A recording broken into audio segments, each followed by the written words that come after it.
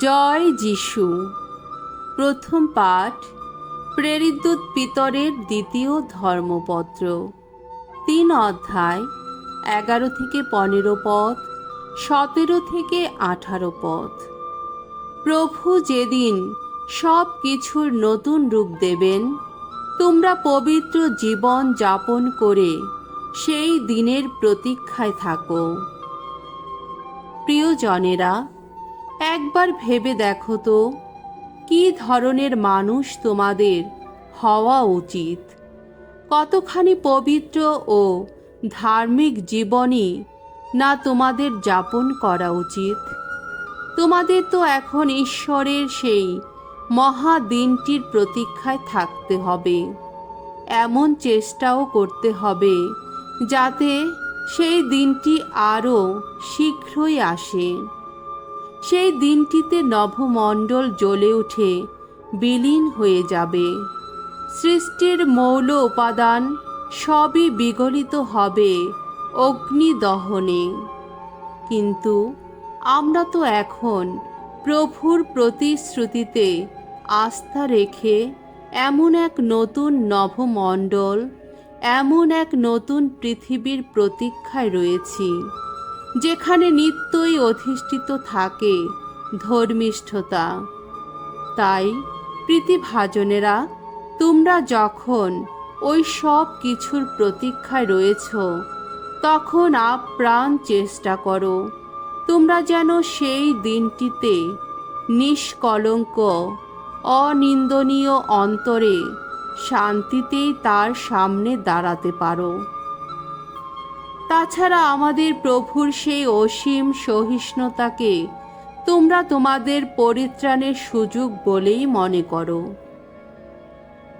তাই প্রীতিভাজনেরা, আগে থেকেই যখন তোমাদের সতর্ক করে দেওয়া হয়েছে, তোমরা সাবধানেই থাকো, যাতে নীতিজ্ঞানহীন লোকদের ভুল ভ্রান্তির স্রোতে ভেসে গিয়ে তোমরা নিজেদের পায়ের তলার শক্ত মাটি হারিয়ে না ফেলো।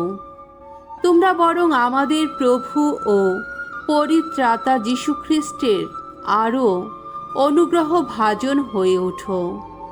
তোমরা বরং তার ঘনিষ্ঠতর পরিচয় লাভ করো। কীর্তিত হোক তার মহিমা, হোক এখন, হোক চিরদিন চিরকাল। প্রভুর বাণী। ঈশ্বরকে ধন্যবাদ। সাম সঙ্গীত ৯০ অধ্যায়, ২ থেকে ৪ পদ, ৯ থেকে ১০ পদ, ১৪ পদ ও ১৬ পদ।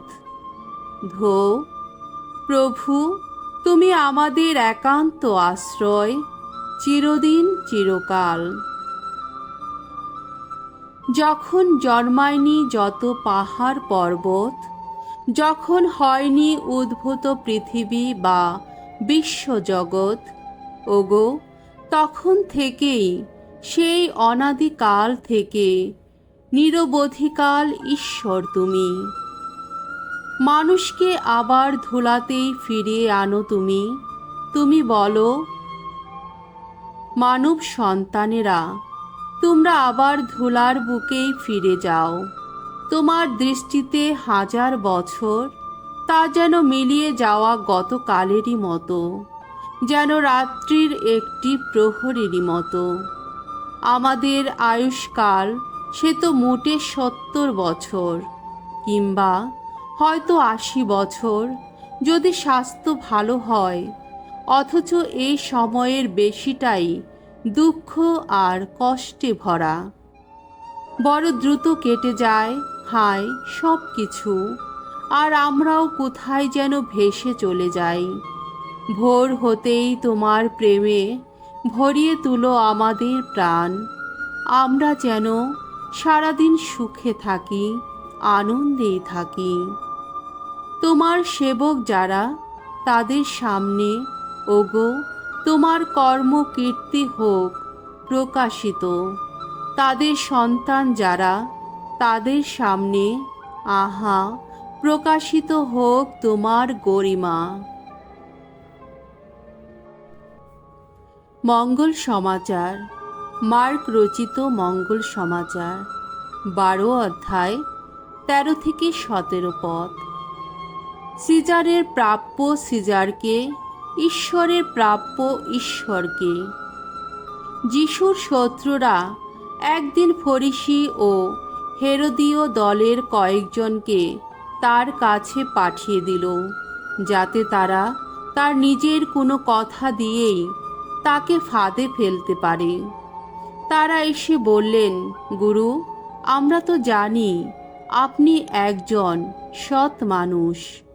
কে কি মনে করবে তা আপনি গ্রাহ্যের মধ্যেই আনেন না, কেননা কার কতটা সম্মান আপনি তো তা নিয়ে কখনো মাথা ঘামান না, বরং আপনি সৎ শিক্ষা দিয়েই মানুষকে ঈশ্বরের পথ চিনিয়ে দেন।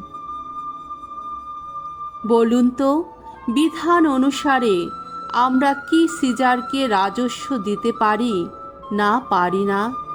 আমাদের কি তা দেওয়া উচিত না উচিত না?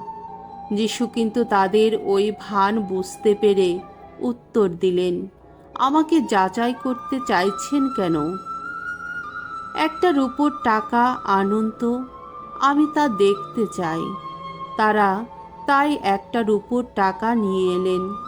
তিনি তখন তাদের বললেন, এটা কার প্রতিমূর্তি? এতে কার নাম লেখা রয়েছে? তারা উত্তর দিলেন, সিজারের। যিশু তখন তাদের বললেন, যা সিজারের তা সিজারকেই দিন, আর যা ঈশ্বরের তা ঈশ্বরকেই দিন। তখন তাকে নিয়ে তাদের বিস্ময়ের সীমা রইল না।